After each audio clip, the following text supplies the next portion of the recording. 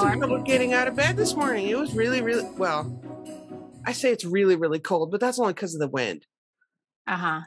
I mean, last night when I closed up the barn and stuff before I went to bed, it was 11 degrees. And, you know, above zero, anything above zero, I'm like, meh. But the wind. Yeah, wind's not kind. No, I don't know what that made the wind chill, but when I like walked back to the house from the barn, it was right into the wind, and I had like face freeze ice cream headache. You know what I mean? Yeah. No, and it's only like 100 yards. I mean, it's not that far, but I was like, what? So yeah, we had another 50-degree day yesterday, but starting today, like today's going to be in the 30s, and then it's getting lower in the 20s over the next week till it's like 17. So at winter is finally. At night or during the day? During the day, that's the high. That's going to be the high. Yeah. For us. So we did have snow once. We had snow while we were on our trip, but it was like it snowed overnight, and by that afternoon it was gone. It was like 2 inches and it had melted away. Yeah. And which is saying a lot here because we get wet snow. We don't get the powdery snow like you get in the West. Like this is wet snow. So it was quite a bit of water. But there's a blue jay out my window. Sorry, ADD time. So what I was going to say was I'm still looking for one of my goals. Okay, you know how you run across vintage patterns? You're like, oh, I'll remember. Yeah, I didn't bookmark it, and now I can't remember where I found it, and now I can't find it again. Yeah. And this has been an ongoing thing every winter for the last like 4 or 5 years. I can't find this one specific pattern, so I'll explain it to you. And if anybody runs across it, send me an email or something. Let me know. All right, so I just remember seeing like an old magazine kind of a photo, and it was, you know what a balaclava looks like? Yes, like the whole head thing. Yeah, so you pull it over and it has a little, like a ski mask, right? But it had, and here's the problem, everybody that wears glasses knows this. You know, if you cover your nose and you get it up there, then you fog up your glasses. Well, I mean, of course I could not wear my glasses when I go outside, but and I can sort of function, but it's not preferable. Right. But the thing about this one is you pulled it on, you put your glasses on, it had shaping for the nose, kind of like an old medieval helmet. It had shaping for the nose, but then it had holes. It had nose holes. Oh. See what I mean? So you could breathe without fogging glasses, but you still had that knitted bit. You still had wool covering. You see what I mean? Yeah. I guess I could do that, try to do that myself, but now I can't find that pattern. Yeah, it would be nice to have, the nose shaping figured out. It didn't have a mouth hole, though. It did not have a hole for the mouth. It was just over it. There was some shaping, though. It wasn't just mash your nose. Right.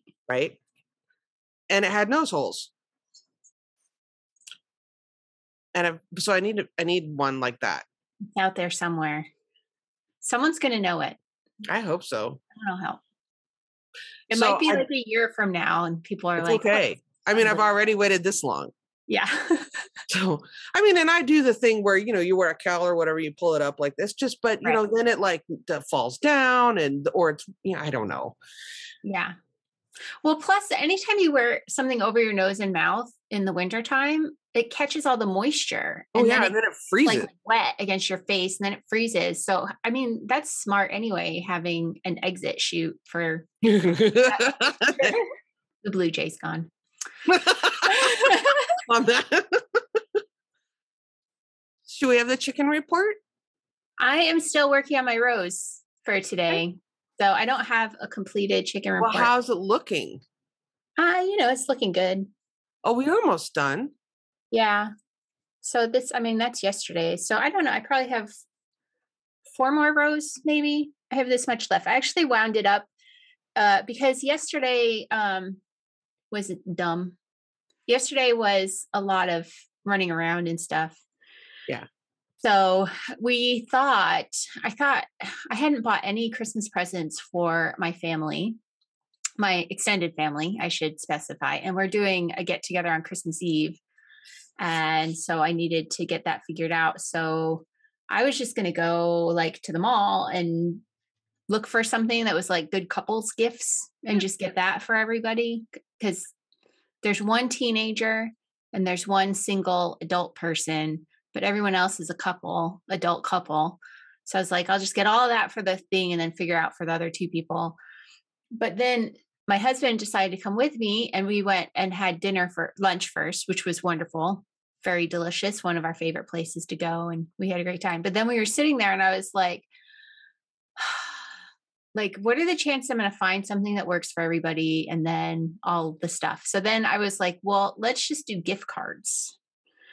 So there are dinner and a movie gift cards out there that work for like a whole bunch of the different chain restaurants, and then have credit on Fandango, which is a website where you can buy your movie tickets. Right. I've heard of this. Yes. Yeah. Not that I've ever done it. Yeah. So we ordered like 6 of those. And then my dad and his wife they go on lots of cruises, and Amazon has gift cards for cruise lines. Who knew? I didn't know. So we ended up getting them each a gift card for that. And then the teenager's just getting like a Visa gift card. Yeah. And from my brother who's single, he's getting Omaha Steaks gift cards. Oh. So then it was like, okay, well now we're done. Which is hooray. I don't have to go to the mall. Right. And then we still went to the mall to look for like some stocking stuffer sort of things, and found a few, and then got home. And anyway, it was just like, that's a lot though. It's a lot of running around. It was a lot. The mall was like busier than I thought it was going to be. Like people are sort of like here in Connecticut, people are like living life, you know? Yeah. Will was in town yesterday. When I say town, I mean Cheyenne. Uh-huh. Yeah, you have to specify town versus city, right? Is that what we were talking about the other day? Oh God, no, he wouldn't go to the city. The city would be like Denver. No, and that's 3 hours. I mean, no. Town, there could be town or town. Town or town. Oh, that's what we were talking about. Yeah, if I'm going to town, that might be just where the grocery store is, or it could be Cheyenne, which is like big town. Big town. Big town. Anyway. It sounds like a AMC series. I know. But even like Petco was just crowded. I mean, bless him. He did all the like stocking stuffer stuff, and because I just hate shopping, hate it. I mean, Amazon, UPS can come to my house. I mean, I will shop local, but hooray. Local meaning, small business. Right. But I don't really want to go to, I mean, it's got to have been at least a year since I set foot in a mall. Right. Yeah. And I don't like that. Like you can tell people are struggling, store owners are struggling with workers here. Because like we did a few errands beforehand. We went to the CVS before we left this town to go to the other town. And the shelves were half empty. Wow. And they have the big plastic containers with the goods in them to stock themselves. So those were like stacked in the aisle, but they didn't have anyone to actually put them on the shelves. Like it looked like it was day one of post-apocalyptic, like it was super empty. And then that evening we went to the grocery store and same thing, like huge areas of the shelving was just empty. Yeah. It was crazy. But yeah, I mean, we could go on and on about that. I mean, it's supply chain issues, but also lack of employees to do the stop restocking and stuff. Yeah, it's hard. It's hard. Yeah, it's a little crazy out there. So anyway, we got the shop. Luckily, everything that we needed, we were able to get. So it was fine. And we weren't like, buy off everything, we just like got what we needed and got out of there. And so, we were talking about that yesterday, my kids and I, they're like, well, what do you want for Christmas? And I'm like, and Will said, Mom always just buys whatever yard she wants. And the kids are like, It's okay. But you know what? What we're going to do tonight is super fun. My mom's the same way. Like she doesn't want things. Like she doesn't need anything. Right. It's those non-tangible things that are the most fun. So like the kids are going to make gingerbread dough. And then my mom's coming over and we're going to have like, just for dinner, we're going to have like finger food, like popcorn, apples and cheese and like crackers and little, Right. And then we're going to decorate gingerbread men. Fun. But when we decorate, there's a lot of people that do gingerbread men and they do them all the same. Like everyone's all uniform and it's all perfect. Oh no, we get a little wacky about it. Like one will have beach shorts, Bermuda shorts. One will have a bikini. One will have a union suit or I mean, we kind of get creative with it. Some have hair, some don't, you know. One time we did a whole Shrek theme where there were the baby ogres and there were like what's the one that doesn't have had his leg and then had the leg repaired on Shrek? Oh, Gingy. Yeah. We did a bunch of Gingies one time. That's awesome. One year we did gingerbread men for Halloween, and that was rather dramatic. Like they were missing gingerbread appendages and, you know, bloodshed and bandages and mummies and all kinds of things. Yeah, we Good times. Good times. So and then I'm super excited. Do you guys do gingerbread houses? Have you ever made a house? No, like the kids have done them at different activity things, like at church activities and stuff, but we haven't done them. I used to do them with my kids when I was teaching, but like the little graham cracker ones. Yeah, the school ones were graham cracker ones. Mm-hmm. Yeah. Have you? So you've never like baked the walls and like baked the whole thing yourself, or like we don't know. That's not a tradition for us. Yeah, and we haven't either, but I want to. Yeah. But I want someone else to help me because like I'm not a good at like the engineering thing and making them all right. There's a family at our church who does gingerbread houses, and everyone in the family does their own. So, and they have 5 kids now in the past, but one baby's new. So it was the 4 kids, the 2 adults, but then extended family members would do it too. And they would all send in their photos and someone would post them on Facebook, and they had like an open voting. For who won. And they get really elaborate. Like there might be a little competitive. Yeah. Yeah. So this just reminded me of it. I'm like, I got to watch out for the post so I can. That's fun. Vote in. So we're just doing the cookies. But then I was at the grocery store. Let's see. I don't remember when it was. And you know, you can get the kits, right? Yeah.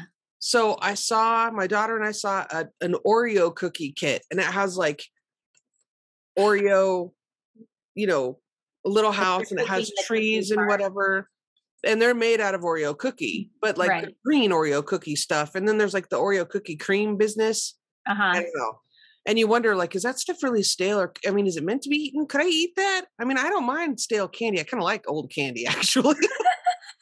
Could I eat that? I don't know. So we have that kit to put together. So that'll be fun. And then I have one that I love Sour Patch Kids. I've only just recently discovered Sour Patch Kids in the last few months. Really? I don't know why that's new to me, but it is. Wow. I know. Isn't that ridiculous? They've been out for like 25 years now, Jana. I know. Oh, and then I discovered the watermelon ones. Oh, those are addictive. Anyway, I found a kit that had a camper. And I love camping. Everybody knows this. It was a Sour Patch Kids camper. And I'm like, I have to have the camper. So I get to build my Sour Patch Kids camper tonight, too. I'm excited about that. That's very cool. You guys are going to have fun. I hope you take lots of photos and share them. I want to see. So I don't have to destroy my own kitchen. I'll just enjoy vicariously through you. And you know how a lot of people make like, I don't know, in years past, we've bought just the regular pre-made can of frosting and then just kind of spread that. Those are always... I don't like that frosting. It doesn't work as well. No. Okay, Jana, I'm going to say something controversial. Okay. The best buttercream frosting is not made with Crisco or butter. It is made with lard. I said it. Yeah. I said that's not controversial to me. I'm all about use the real intended thing. And back in the day, I mean, Crisco in the scheme. And I was really reluctant to try it. I was really reluctant to try it because I thought it would taste like pig. It does not taste like pig at all. Like it doesn't taste like pork at all. Like it's been rendered. It's been rendered. It's just the fat. And so I made it one time I don't know why I did. Oh, I know why I did. I was trying to get off of like seed oils and stuff. Just like use the proper oil, like butter and animal fats and olive oil, you know. And so I was like, all right, I'm going to try this. And I did it for the frosting for one of my kids' cakes. And literally everyone commented on the frosting. Everyone did. And you didn't tell them. I did not want to tell them. And I did, and they've never let me do it again since. Even though they knew it was fantastic? They knew it was fantastic. So it's for just my own head thing. I mean, it's just an in their head thing. But it is, oh my gosh, it was so good. And it was so good for decorating with. Yeah. And it was like white. It wasn't like the real thing. Yeah. It was right. It was right. It was good. Yeah. People out there in internet land, you should totally try it if you haven't. We're being on that note. No, you're right though. My mom used to always makes pie crust using Crisco, and it's fine. It's not I'm trying to not consume things that are like GMO or corn, right, or vegetable oil that is right. Anyway, but still, it makes a good pie crust. It really does. At least when she does it. My mom's pie crust is the best. I used to do it with butter when I was making pies. I would use butter, and you just use half of it. You have half of it at room temperature and half of it at fridge temperature, chopped fine. And do your mix up, blend up, and the cold parts, that's what will melt in when it's cooking and get you the flakiness, get you to that flaky crust. I didn't know that. It's good. Huh. And also refrigerate your dough regularly when you're making it. So like mix it, put it in the fridge. Okay. And then bring it out, roll it out. And then before you even put it in the pan, put it back in the fridge. Then put it in the pan, fill it, cook, bake it, whatever. And you get much better results. Random things from Anne's brain today. You never know what we're going to talk about. I know. I mean, when we log in, it's not like we planned this. Oh, let's say today on day 19, we're going to talk about lard. Should we open some boxes? Yeah, let's do. On that note. On that note. Oh, it looked bluer in the box. Wow. Sorry, I'm stuck on it myself for a second. So it's like the greens from the other day. But I don't know if you can darker. Like that's more like salad greens. No, it's like this green. It's like these greens. Oh, and look, did you see that little bluish patch in there? Yeah, there's blue in it. Right there. Oh, yeah, cool. And some other, like up here, there's like some ready orange. Yeah. Have you looked back at the Instagram to see what was yesterday?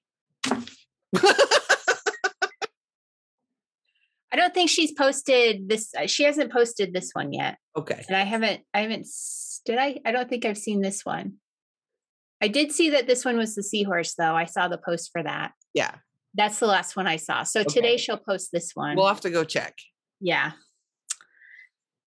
Just so you can be annoyed. Just so I can get irate and upset at my lack of memory. It's so funny. Day 19, a girl and her wolf. All right. We're getting so close to being done with We're getting a little more, I think we're getting a little more rosy. Yeah. There's the moody dark plum, but there's some more like rose pinkish stuff coming up now. I like that. So I think we might be lightening all of these. I know. So here's 17, 18, and 19. See? Yep. That's nice. Oh, that's beautiful. Yep. Oh, Lauren, you've done well. British Yarn Explorers. It's a marl. Oh. Ooh. Oh, we have an explorer. Come that way. Helen Sharman, first British astronaut in space. Wow. That's pretty cool. That's super cool. Wow. Right, what is this? Oh, it's Jacob's. Jacob DK. You guys sent little snowflake. Oh. All right. Jacob's DK, Late Night Knits, White Heart Limited Edition DK, fleeces grown in Warwickshire, spun in Derbyshire. Jacob's sheep are piebald, black and white, hardy, strong, and docile. They were some of the earliest sheep to arrive in England. The sheep can have up to 6 horns and were often used by the landed gentry as impressive decorative sheep. They are used for meat and fleece. And then she says, I have spun up some Jacob's wool from bats recently, and it's beautiful to spin and soft to wear. A DK or Aran weight Jacob's wool would make a lovely jumper, hat, gloves, cowl, etc. There is a lovely flock of Jacob's sheep near her at Charlecote Park, and she talks about them in her YouTube podcast, staple length of 4 to 6 inches. So this is like Inches? there's a black, hold on, I think it's actually 3 plies. Let me find the end. Yep, so it's a black, a gray, and a white that she spun together. And it is comfortable against the skin. Yeah, Jacob sheep can be very colorful. Mm-hmm. This one's going to be fun to use. I messed up the hank. Twisty twist. Cool. Okay. All right. In our national park series today, this is the last day of the Rocky Mountain National Park. And this is from Haute Bohéme. Say it again. Haute Bohéme. Okay, because I wasn't sure how to pronounce all that. Or Bohème. We don't know. We don't know. So thank you. There you go. Okay. Da-da-da! Ooh. Nice. That's pretty. So. Were there 2 tonals in this set? No, the first one was from Stephanie at Verse Yarns. That was variegated. And if I don't have it right here, but it was very variegated with all different shades of purple and lavenders and yeah. And then yesterday was the speckle. Mm-hmm. And yeah. Yeah. Beautiful. Yeah. Beautiful. I keep thinking, what am I going to make with all that? I know. We don't have an interview today, do we? We do not. And on the days that we don't have an interview, it's just because, like, I don't know, people's schedules didn't work out, or I couldn't get a hold of someone or whatever. And that's fine. Yeah, I think we've bantered about Lard instead. Yeah, we talk about Lard and get distracted by Blue Jays. So it's all good. All right. See you tomorrow. Bye, everybody.